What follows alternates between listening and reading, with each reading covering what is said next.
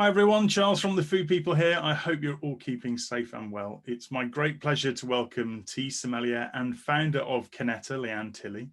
Leane joins us today to talk about her journey with tea, the matcha effect, her purpose and inspiration. And in addition, we'll be discussing what matcha is, how its application has evolved in recent years, and matchamizing life in general. So welcome, Leane. Thank you for joining me today as part of the Food People in Conversation with series. Thanks for having me here. At The Food People, we're very clear about why we do what we do. We're champions of change, driven every day by our intent to shift the future of food and drink by harnessing the power of trends. And in this In Conversation with series, it's all about talking to others across the food and drink spectrum to find out more about why they do what they do and how in their way they're championing change and shifting the future of food and drink. Leane, it's brilliant to have you here today and to be speaking to you. So you're founder of Kineta. Can you tell us a bit more about what Kineta is as a business? Let's start there. Absolutely. So we are the UK's most adventurous matcha tea company. We actually describe ourselves as a health and wellness business fundamentally, but we were founded in 2015 and have been using matcha, blending matcha into innovative products ever since. I mean, there's obviously a whole story behind this. Can you tell us a bit more about your journey into tea? Is it something that you've always been into, or did you, was it a journey to get there? How did you get here? It's been quite a journey, actually. Yeah. So my journey into tea actually started way before tea. So I have always, my entire career has been in food and drink. I love the food and drink industry. I love the vibrancy of the industry, and I like to eat and drink, don't we all? So ever since my career started, there's just been a fascination with food trends, and the companies that I've worked with have mainly been of the artisan variety. And really, it was as my career started progressing, I was really more interested in the health and wellness side of the food and drink industry. Again, an incredibly vibrant part of the industry. And as I was going through my career, I was also racing road bikes. Not many people know that about me. I love to cycle, and I was racing road bikes. And as part of my training, I was drinking energy drinks and using energy bars, and quite frankly, they made me feel pretty rough. Oh, really? Wow. Yeah, so they didn't work for me. I know they work for some people. And so this kind of really interesting moment happened where I started experimenting with tea as a base to the energy drinks, using sea salt, tea as the base, sometimes apple juice, and I started blending. And it was helping with my training. It was making me feel good. And that really was where I started to become interested in tea, the science behind tea, the health benefits of tea. And so I then kind of started researching more. Now, prior to that point, I would quite proudly tell you I didn't really like tea. My experience of tea was tea bags. And actually, the tea bags in the UK, the quality now is improving, but we're talking, well, 7-8 years ago now. And the quality wasn't that great. And so I then started experiencing better quality teas, understanding tea, the history of tea, the health benefits of tea. And suddenly it was just like this veil had lifted to this whole new world that I knew nothing about, even down to the complexity of taste within tea. And food pairing with tea. I mean, I could literally go on. So that's where I started to become quite fascinated with the tea industry. I then qualified as a tea sommelier. Promptly packed my bags and went straight over to Japan and visited some incredible tea growing regions. And that was kind of really where the spark of my journey into tea started, when I was actually stood in the tea plantation surrounded by tea plants and tea bushes growing, and it was just incredible. So was there a moment where you where it kind of clicked, that kind of founding inspiration, where if you think about it now, you can absolutely go back to that point where you made this kind of connection with matcha? Yeah, absolutely. I know it. It's almost like I can close my eyes and I'm there immediately. So take us there. Yeah, so I guess this is kind of the connection really, is like, how on earth did you go from tea to Kineta? How did that even become a thing? Yeah. And I tell you exactly where it was. So I had been traveling Japan. I was in a particular location in Japan called Wazuka. And I had been doing tea tours all morning. We'd been going up through all of the tea plantations. They're on really, really steep inclines to ensure that it's fully drained soil. Yeah. So as part of that, we're stomping up mountains and tea fields. And I wasn't unfit, and we were being given tea tours actually on that particular day by a tea master who has been, this tea plantation been in the family for centuries. Fascinating man, absolutely hilarious, full of life. And he's telling jokes as he's walking up this hill. And I don't like to tell too many people this, but I'm out of breath. And this guy's laughing. And you're not unfit. He was just glowing with just this energy and vibrancy for life. And I thought, I want to bottle that. But the real kind of inspiration didn't really come until later. So I'd had this amazing moment where I was surrounded by just these beautiful people full of life, loving life. And that really started to inspire me. You can't help but be inspired when you're surrounded by people like that. And the views were beautiful. So we'd finished going up through the plantation, learning about how the tea is grown and processed and looked after, which in itself is fascinating. You then come down and you are greeted with an array of teas that we're then taste testing. And so they bring out these really beautiful crafted bowls, and they're all handmade, all slightly different, slightly quirky. And so he started to whisk this green powder. Now, I know green powders, that usually comes in the form of spirulina and wheatgrass, and you whack it in your smoothie. And so I was really intrigued, and it just created this beautiful frothy green drink. So, and it was delivered on a tray with this gorgeous little Japanese sweet on the side. And it was beautiful. And it was the first time really I'd had a traditional matcha tea. Yeah. And so the surroundings were really lovely. But later that day, I just felt amazing. I felt like I was just flying. I was just full of life. And so it was the combination really of, do you know what? All these amazing people, I want to bottle that. Yeah. Hang on a second. They're swearing by tea. Tea is a huge part of their culture and their sociability and their community. And then I was on the plane home, and that's just when I started to pull everything together and go, right, that's it. I want everyone to feel like this, because it's amazing. So that was the connection really from tea to Kineta. Yeah. Okay. And can I ask you what's in the name Kineta? Why is it Kineta? Is it Kineti? Where does that come from? Where's the connection? Okay, so Kineta in itself means active and energetic. Yeah. It's derived from two locations really. So the Greek word kinesis, so movement, as well as kinetic energy, the force by which all things move. Yeah. And so without kinetic energy, the world around us would be utterly lifeless. And we are the absolute antithesis of that. Yeah. We love energy, we love adventure, we love life. So that's really, it just fit perfectly for what it was that we were trying to achieve. No, makes perfect sense. And knowing you and how active you are, that also fits very well with you as well. Yeah. This, obviously, as I've said, this series is all about kind of purpose and I guess the deeper why. How do you describe Kineta's purpose, obviously beyond being a successful business? What's your kind of purpose, your kind of motivation, if you like? Why do you do what you do? Really simply, really simple.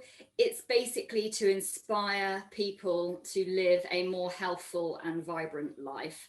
I think if we're talking at a brand level, the way we capture that is to maximize life with better energy. So we don't need to fuel ourselves up on sugar and caffeine and energy drinks. Actually, we can do that in a much more kind of sustainable, healthful way. Yeah, okay. And when you talk about kind of maximizing life and the kind of matcha effect, what is that? What are those kind of benefits that you would call out and that you experienced, I suppose, in those kind of early days? Can you bring those to life for us? Yeah, absolutely. I think the first thing I'd like to say is you have to just feel it for yourself. It affects everybody differently because we are all biochemically different. Yeah. For me, it gave me an energy, it gave me a focus, it gave me a clarity. And that really, as the matcha effect, encapsulates everything that it gave to me. Matcha has far more wider reaching effects as well in terms of the nutritional value that it does bring to you. But yeah, if you were to kind of say, right, no, what is the matcha effect for you? Those three things, absolutely. And how did different people, I mean, you say that it affects different people in different ways. I mean, what are some of the kind of anecdotal things that you've heard? I'm guessing you have stories from, you know, customers and so on that really engage with matcha day to day. What are some of the other things that they talk about, perhaps? I've had some really lovely stories, actually. So if I was to narrow it down to a few, I have, there's a lady studying for her PhD, and she actually uses it to study. So when she really needs to knuckle down in the afternoon, just starting to get the slump, just starting to lack that bit of motivation to keep going, and she has a shot of matcha just before that. So I often get updates on how that's going, which is just really lovely. Stories like that just keep us motivated. Yeah, absolutely. Keep going. And there is a couple actually that use our products. They're training, they want to cycle across Europe. I'm not quite sure what their plans are. So they use both the matcha powder, which we sell, and the raw energy bars, which we sell as part of their training.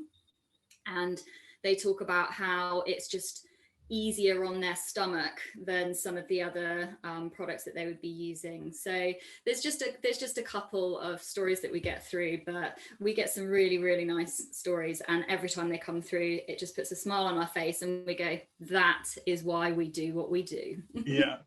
And have the effects of matcha been studied, I guess, scientifically? Are there any associated kind of claims that you can make around matcha and what it does for you?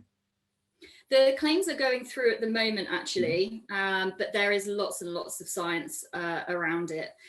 There's lots of things that are being overclaimed as well, and we're really keen to quash those. Yeah. So we've got quite a lot of our resources on our website that link to scientific studies that kind of really debunk some of the myths as well. If you were to kind of say, well, which studies do we lean on? One is for energy, one is for metabolism boosting, the other is for focus, so that the L-theanine content, the L-theanine effects on brain waves, which is fascinating, actually. And then the other, which is really better understood, is around the antioxidant value of matcha tea. Okay. And it's way up there in terms of its antioxidant value. And I won't get into the technicalities of it, but there's some really interesting science about the breakdown of which antioxidants are particularly present within green tea.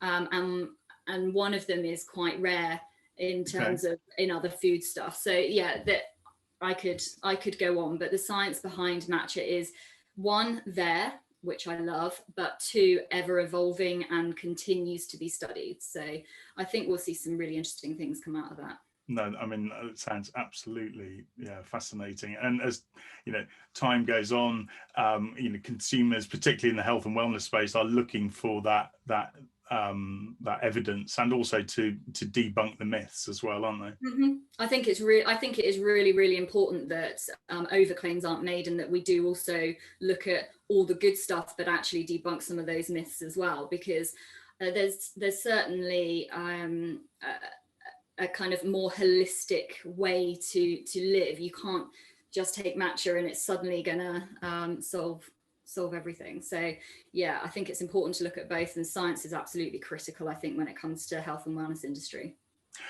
Can I ask you, are you seeing a change in the way that, or the application of matcha in food and drink since you've been on your kind of matcha journey? How is that evolved and evolving over time? That's really interesting question. It is evolving. It's becoming far more widely accepted. So when I started, I think the main question was matcha. Sorry, what matcha? What? Yeah. Now people absolutely understand it. In terms of the applications, I think it's a vibrant green color. It's absolutely beautiful and makes amazing social posting. So we've seen a huge rise in social posting, and therefore an increased use in matcha, in drinks, in bakery, because it just adds a really beautiful color. I think when you start to get down to the health and wellness side of it, we're seeing it introduced as boosters on menus. Mm-hmm. So we're seeing it introduced as a booster that you can add to a juice, that you could add to a smoothie. And we're certainly seeing a rise of that. We are also seeing a rise in people are deviating away from coffee, and they're looking for a coffee alternative, which is interesting.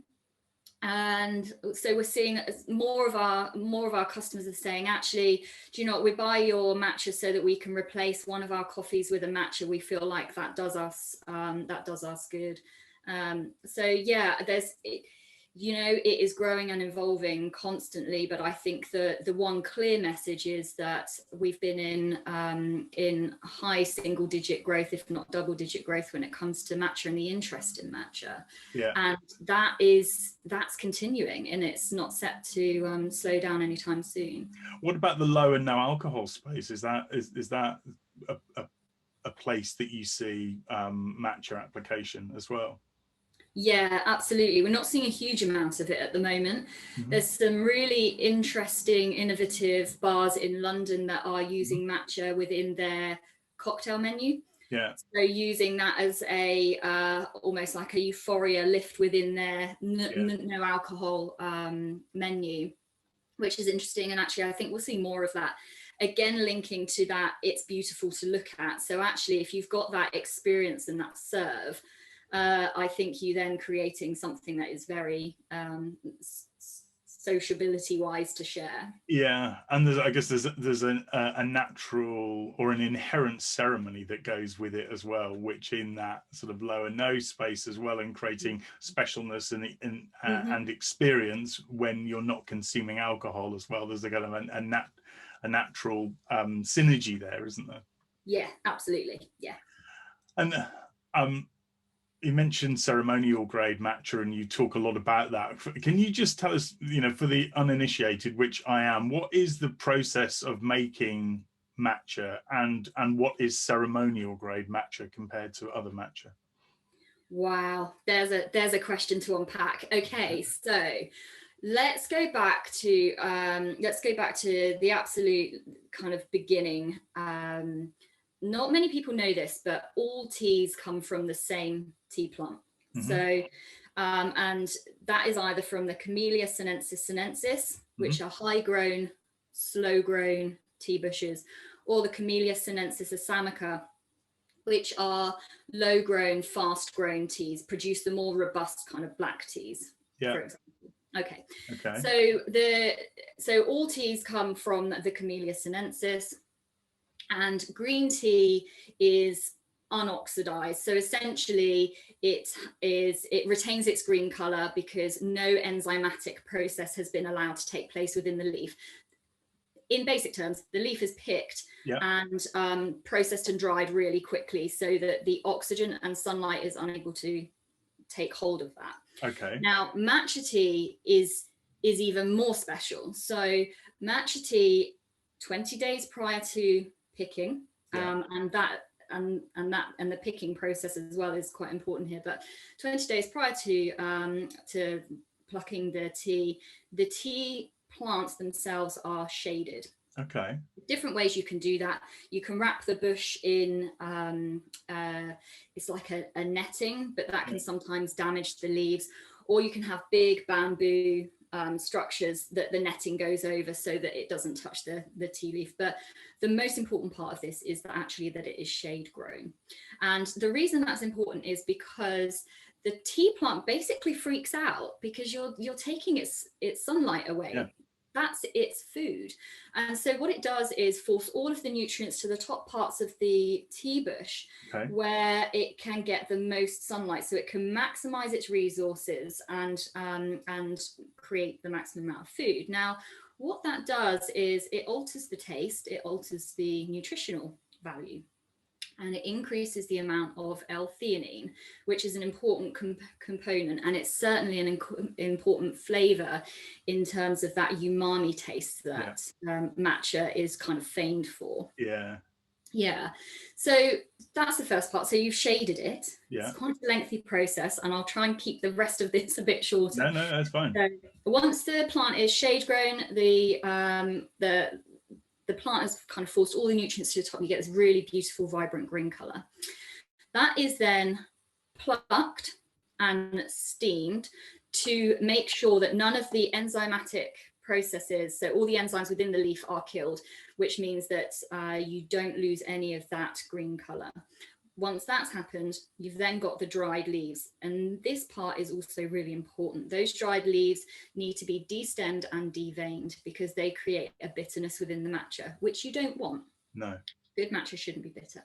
So you then have what is termed as a tencha, which are these tiny, tiny leaves that are ready then for powdering, producing into the powder. So you then put them into what are funnels that go down into a stone grinder. So that's two huge stones that are carved in a particular way, and they just go round and round and round, and it takes an entire hour to produce 30 grams of matcha. Goodness me. So the stone grinding is important because essentially what that does is grind it into a powder of 10 microns. So it needs to feel silky fine between your fingertips. It shouldn't at all feel gritty. Grainy or gritty. And that is another really important part of the process. So when you're whisking it into the water, it evenly disperses and you don't ever get any of that powdery taste. Yeah. So once that's been produced, you've got this vibrant green powder. It then needs to be air sealed immediately. Okay. And so one of the questions I often get asked is, Leanne, why is matcha so expensive? I was going to ask you, absolutely. Why is it so expensive? I think you've given us a clue. And I love this question, actually, because I think matcha is an absolute real, you can just see it so clearly. There are lots of parts of this process that are critical in producing what is a stunning product at the end of it. But because there are so many parts of this process, there's lots of ways that you can cut corners. Yeah. So on the market, you can see matcha for much, much cheaper and actually much more expensive. And you get what you pay for, because if it is cheaper, you can't produce it in the same way. So actually, potentially stems and veins have been left in, for example, or it hasn't been shade grown, it's just ground green tea. Well, in that case, then you're not getting really what you're buying. Yeah. So there's just so many different ways to cut corners that actually you do get what you pay for. And some of the key things to look out for are color. Is the color vibrant? Was it shade grown? Is it just green tea? The color, if it's kind of got yellow tints in it, again, would would suggest actually the process hasn't been followed because it should be vibrant green. You know, I could go on, but it's a question I often get asked, but I quite like it. And from the different things that you've said, what are the characteristics of a ceremonial grade matcha versus a regular matcha, if that's the right term? Yeah, okay. So the terminology does get a little bit confusing, but we split the grades. Behind the scenes, the grades are split differently and actually are blended by the tea masters in different ways. Mm-hmm. But ultimately, ceremonial, the easiest way to understand it is from leaves from the very, very top of the bush. They are going to be the sweetest, most delicate umami flavor. And then a cooking matcha, for example. And again, you get different qualities and grades of cooking matcha. But cooking matcha is actually from slightly lower down, where the leaves are more robust in flavor. Yeah, so it contains the same nutrients depending on the quality again. But essentially you need something as a tea, as an ingredient, more robust to stand up next to the sugars and the fats and for the cakes and things and the other flavors that you're blending it with. So the difference is in quality, but also in taste. Yeah, no, that's brilliant. And can you make, I think you might have just touched on this actually, but can you make matcha from any tea plant basically? It depends how purist you want to be about this. So matcha is powdered tea. Yeah. So there's no kind of definition that says that it has to be from shade grown tea. You can powder any tea, and actually what we're seeing now coming through is that there's a roasted tea called hoji cha. Yeah. And we're seeing that now powdered being called a hoji cha matcha. Okay. So if you're being purist about this, my response would be no, matcha follows a very, very specific processing guideline, but we are seeing a lot of powdered teas coming through that are alternatives. Yeah. Okay. And I guess and I guess being applied in similar ways. Can you talked about earlier on about being a tea sommelier? I have to ask you about what does that mean and what does that involve? Yes, the tea industry is really, really similar to the wine industry. Okay. So where the tea is grown, how the tea is grown, how the tea is processed has a huge impact on the end product. And so a tea sommelier simply means I have studied tea, I have studied tea growing regions, and therefore should have a rounded knowledge of tea growing, the processing, and what flavors I should expect from certain regions, and therefore how that can be applied to food and drink. And I think what's really fascinating with tea is you can cook with it. People don't know this. Yeah. And I think there's some really going to be some really kind of interesting developments within the tea category. One where we see the quality of tea in the UK improve, which we're seeing already, and I think that can only just get better, which is discovering. And I think also the application of tea within recipes. And it doesn't have to be powdered tea either. I mean, powdered tea is, by the very nature, makes it quite flexible so that you can add it to recipes more easily. It's just more flexible as an ingredient. But yeah, we're seeing some interesting kind of fermented teas that you can add as as like a side dish, just to add some flavor to salads and things. So yeah. It feels like the level of sophistication within this, and indeed other markets, has really kind of elevated around tea for different health kind of need states, different applications, cold brewing, people putting it in their water bottles. I mean, my daughters do that when they go to school in the morning. It feels like it's really moved on. Yeah, it's exciting, and I really do think this is just the beginning. Can I ask you, what's next for Kineta? So obviously you've got your matcha products and the bars. Where's that kind of next exciting opportunity for you? We've got a few on the table and I can't talk about them. So we've got two big projects that we are looking at the moment, as are kind of our next innovation, and both of them I'm really excited about. Both of them are within the health and wellness sector, and both of them fit within what we talked about as our core purpose and optimizing health. So I will have more news for you at the end of this year.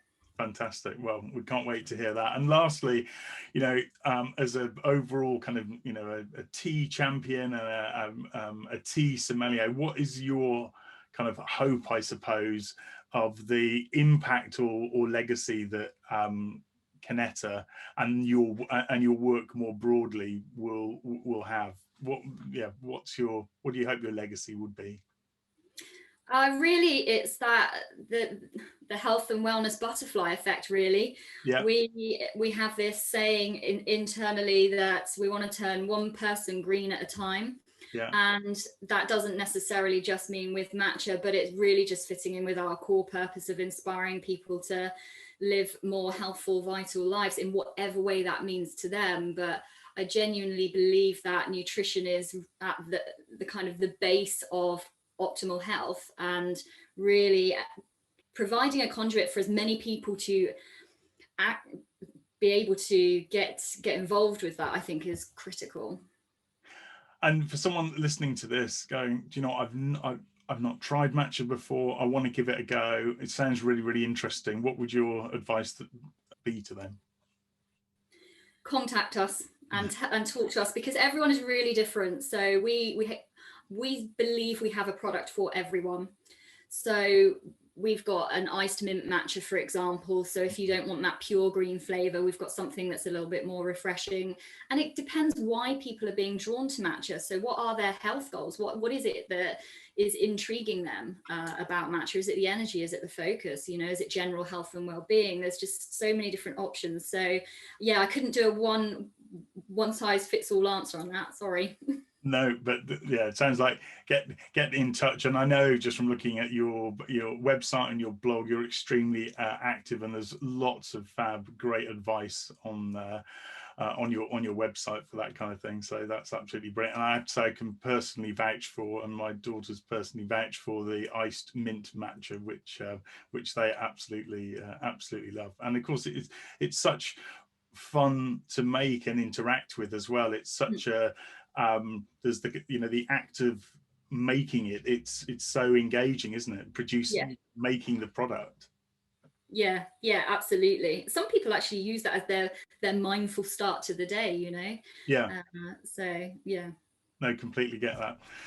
Fantastic. Thank you, Leane. That concludes this episode of the Food People in Conversation with Leane. On behalf of us all at the Food People and the In Conversation with audience, thanks so much for joining me today. Thanks for telling us about your matcha story. You've certainly opened my eyes to the world of matcha, and I'm sure for the rest of the In Conversation with audience, really inspirational. It's been a pleasure talking to you. Thank you.